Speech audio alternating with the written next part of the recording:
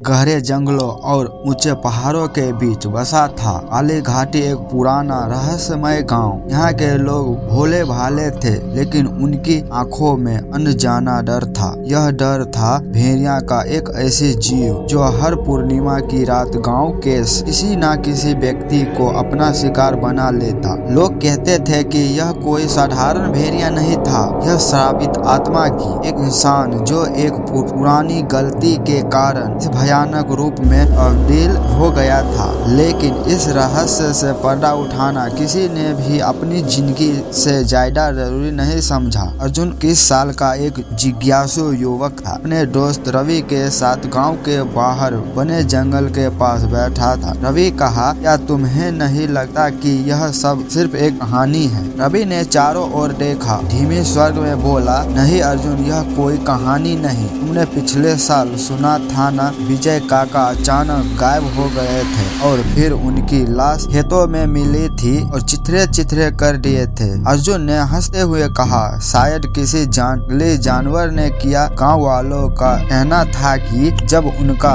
शव मिला तो उनके नाखून बड़े और नुकीले हो गए थे, उनकी आंखें लाल हो गई थी और सबसे डरावनी बात, उनके चेहरे पर भेड़िया जैसे दांत उग गए थे। अर्जुन इस बात को मजाक में लेना चाहता था, लेकिन तभी झाड़ी में कुछ हिलने की आवाज आई। एक डरावनी कराहट के साथ झाड़ी से लाल चमकती आंखों वाला एक काला साया बाहर निकला। वो कोई साधारण जानवर नहीं था, वो भेड़िया था, लेकिन उसमें कुछ इंसानी था। रवि ने एक तेज चीख मारी और भागने की कोशिश की, लेकिन वह जीव बिजली की गति से उड़ा और रवि पर झपट पड़ा। अर्जुन के पैर कांपने लगे। उसके शरीर में इतना हिम्मत नहीं था कि वो अपने दोस्त को बचा सके। रवि जमीन पर गिर पड़ा। वो चीख रहा था, मगर उसकी चीख कुछ ही पलों में गायब हो गए। फिर सब शांत हो गया। अर्जुन ने कांपते हाथों से टॉर्च उस ओर घुमाई। रवि वहाँ नहीं थी, लेकिन जमीन पर खून के निशान थे और पंजे के गहरे निशान भी। अर्जुन ने बिना एक पल गवाए गांव की ओर भागने लगा। अर्जुन को पूरी रात नींद नहीं आई। अगले दिन गांव में अफरा तफरी मची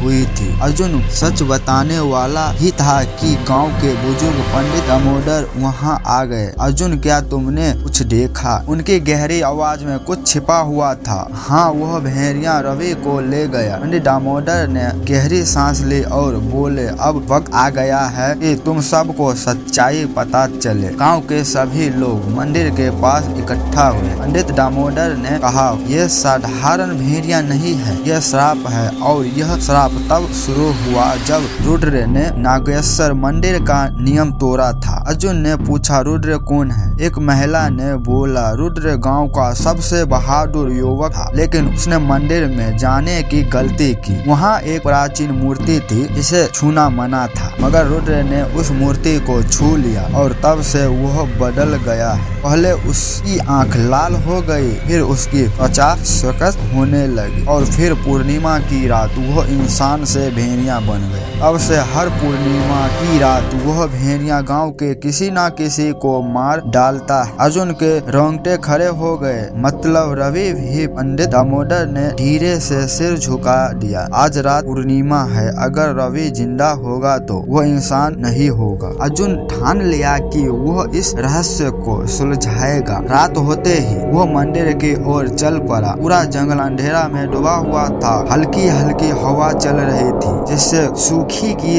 सरसराहट हो रही थी। अर्जुन ने मंदिर के अंदर प्रवेश किया। मंदिर की मूर्ति वैसे ही थी जैसे वे गांव के वालों ने बताई थी, एक रहस्यमय काले पत्थर की मूर्ति जिसकी आंखें लाल थी। अभी अर्जुन ने पीछे मुड़कर देखा। मंदिर के दरवाजे पर कुछ एक छाया खड़ी थी। वो छाया और किसी का नहीं बल्कि रवि का था, लेकिन वो अब इंसान नहीं रहा। इसके हाथ पंजों में बदल चुके थे, उसकी आंखें खून जैसी लाल। अर्जुन ने कांपते हुए कहा, दोस्त तुम्हें क्या हुआ है? रवि धीरे धीरे उसकी की ओर बढ़ रहा था। उसकी हरकतें इंसान जैसी थी, मगर उसकी आंखें में सिर्फ भूख और हिंसा थी। अर्जुन ने अपनी पूरी ताकत जुटाकर एक लकड़ी उठाई और रवि पर वार किया, लेकिन रवि पर कोई असर ही नहीं हुआ। तभी मंदिर की भूत मूर्ति की आंखें तेज रोशनी से चमकने लगी। रवि एक दर्दनाक चीख के साथ जमीन पर गिर पड़ा। अर्जुन को समझ नहीं आ रहा था कि क्या हो रहा है, मगर वो जान गया कि मंदिर की शक्ति ही